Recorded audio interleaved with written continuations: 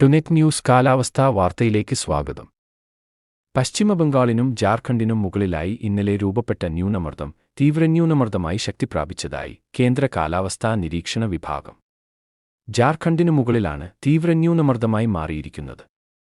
ഇത് അടുത്ത ഏതാനും മണിക്കൂറുകൾക്കുള്ളിൽ ഉത്തർപ്രദേശ്, മധ്യപ്രദേശ്, ഛത്തീസ്ഗഡ് വഴി സഞ്ചരിക്കാൻ സാധ്യതയുണ്ടെന്നും കേന്ദ്ര കാലാവസ്ഥാ നിരീക്ഷണ വിഭാഗം അറിയിച്ചു.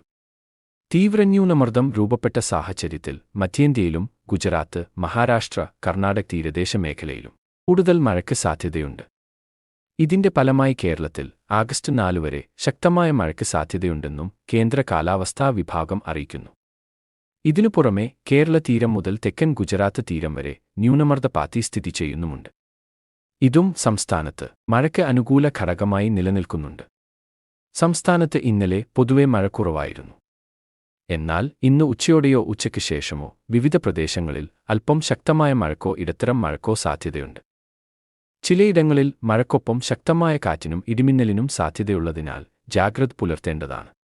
കാലാവസ്ഥാ വാർത്തകൾ കൃത്യമായി ലഭിക്കാൻ ചാനൽ സബ്സ്ക്രൈബ് ചെയ്യുക. നന്ദി.